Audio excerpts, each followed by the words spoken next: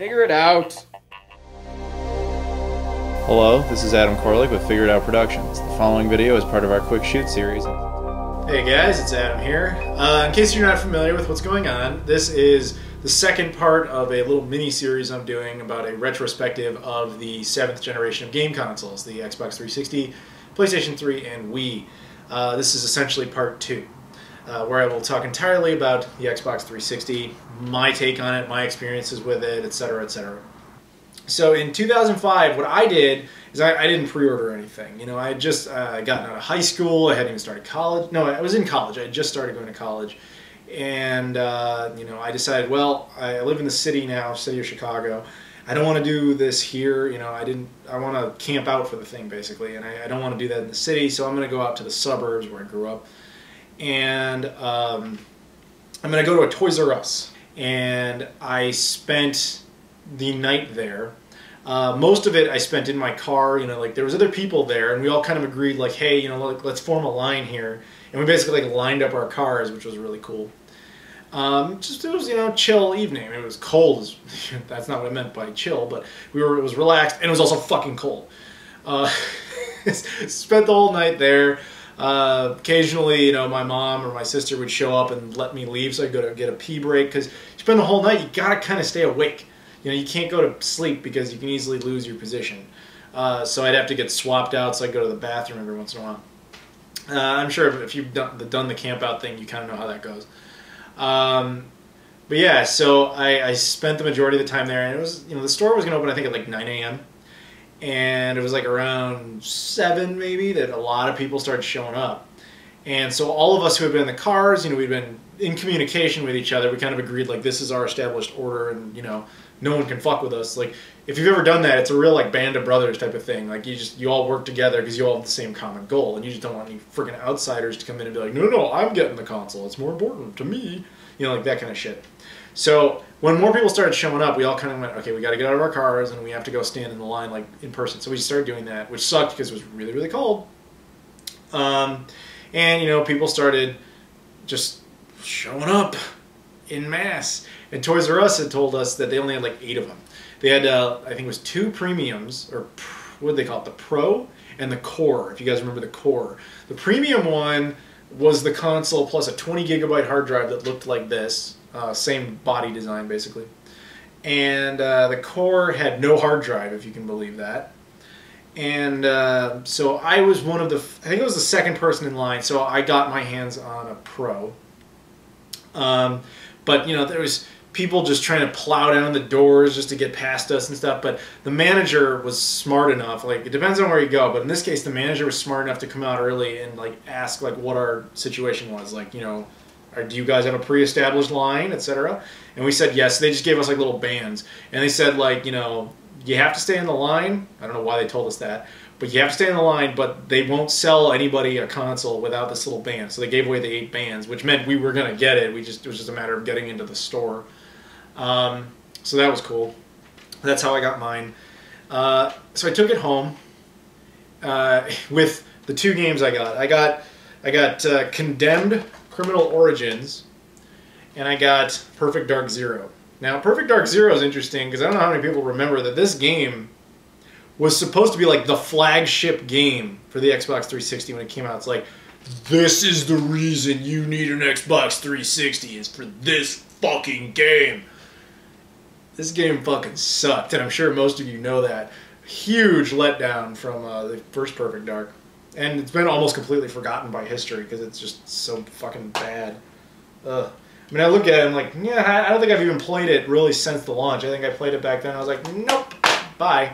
But I also had Condemned, and the only reason I bought it is because Sega, it was the only game they had made at launch. And I was like, oh yeah, shit, alright, I'll pick that up. And now what's interesting is, at the time the console came out, I actually didn't know a whole lot about it. I mean, I had, you know, obviously I'd done the whole 6th generation thing, and I was just kind of blown away they were even making new consoles at that point. First of all, the 6th generation felt very short. But maybe that was because of the loss of Sega, I don't know. But it didn't feel like it took that long. Maybe it was just because I was getting older, I don't know what it was.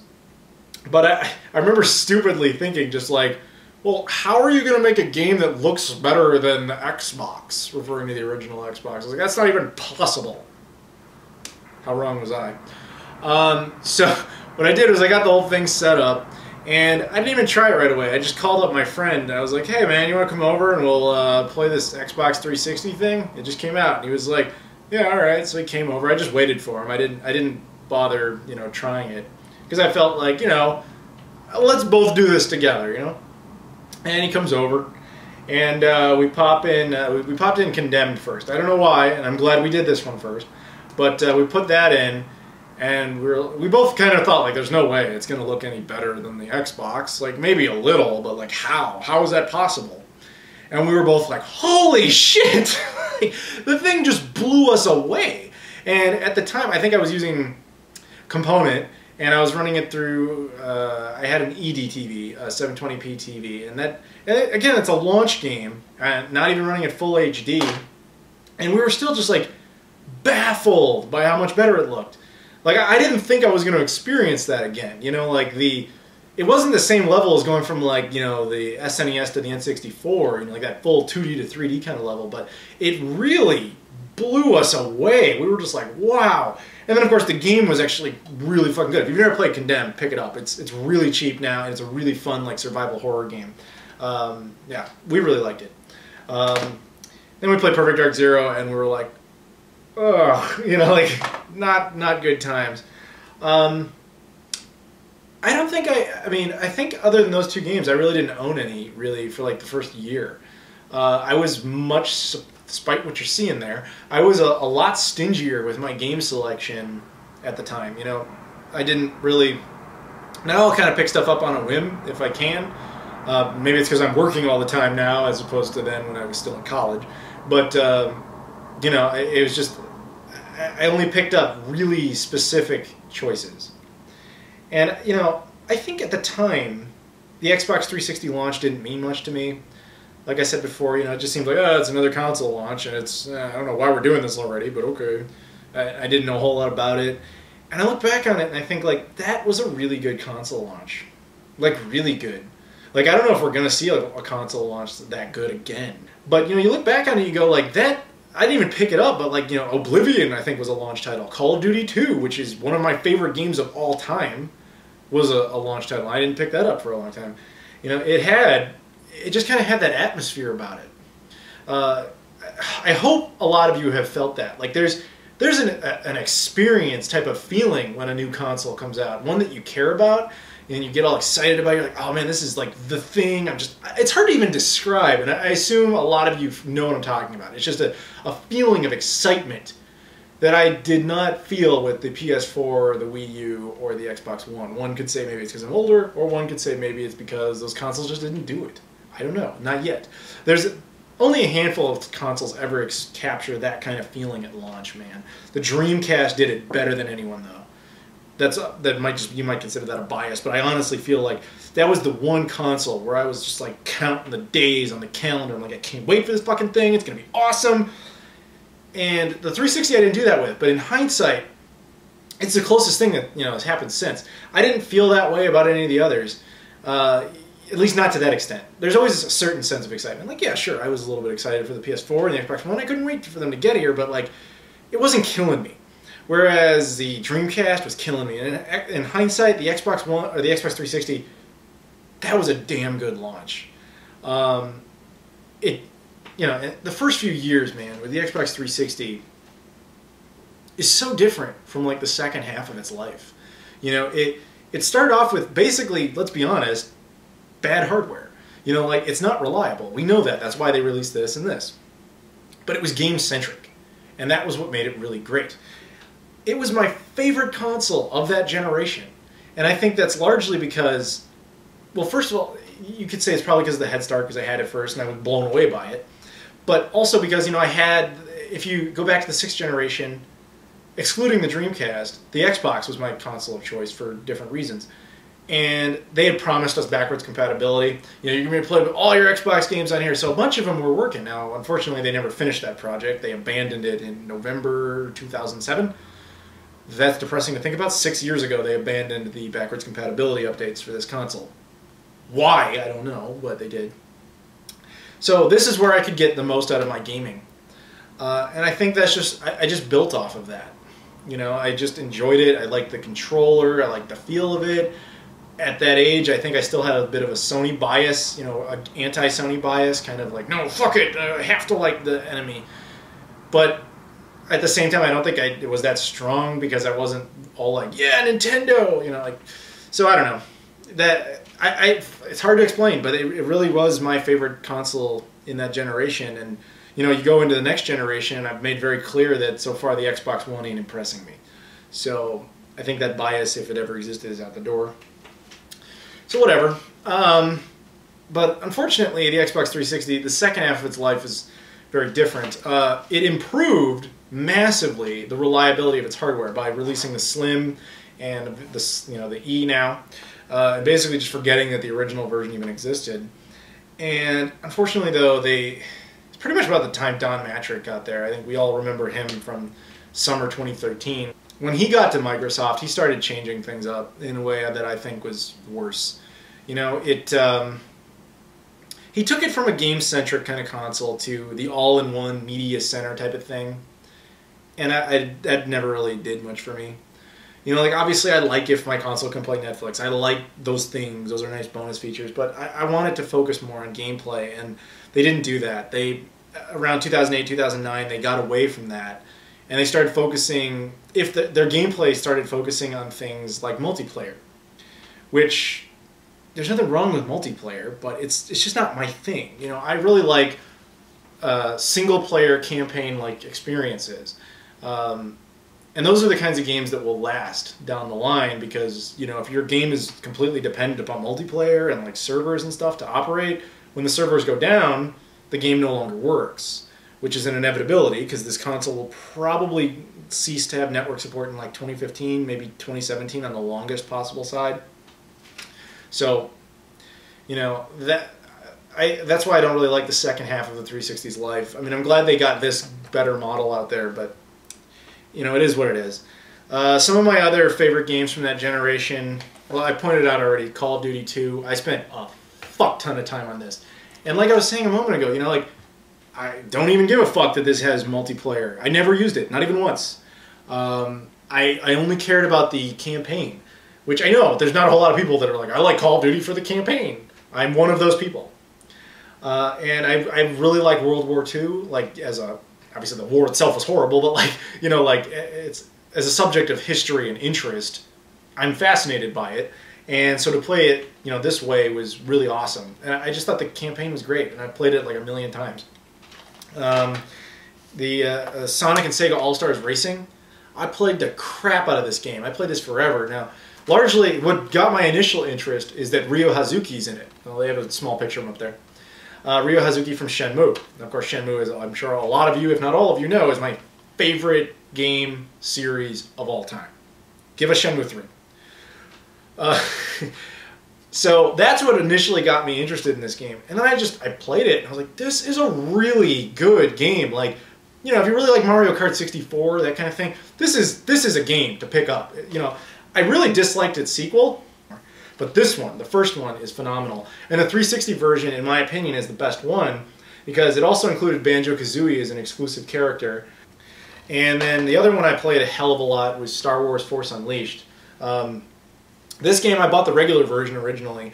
I loved it so much that I went out and I bought the collector's edition thing that has 2 discs. And the second disc is all the DLC they released for it.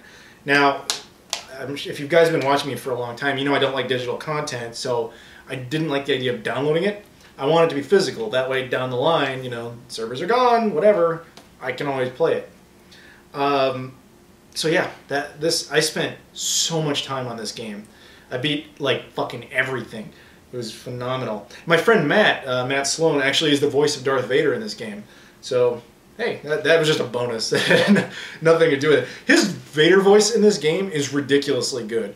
Like, to the point where even he was like, damn, I didn't know I did it that well. You know, like, he does it for a lot of things, and he didn't even realize how well he had done it in this game.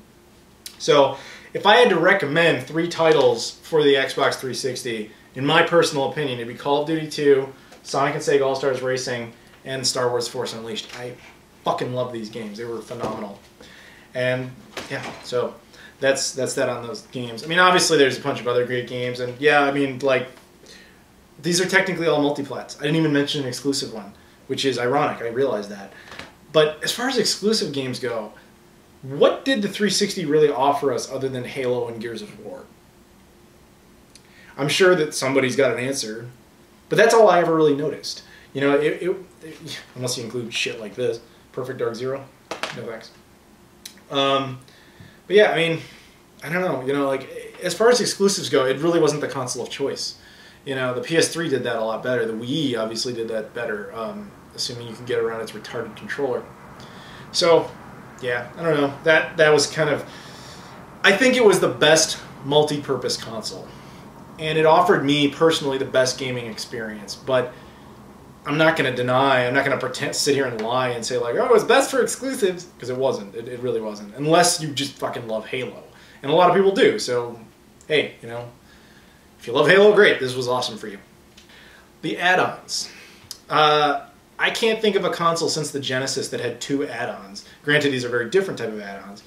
We have the Kinect, which I think is horrible. I hate the fucking Kinect.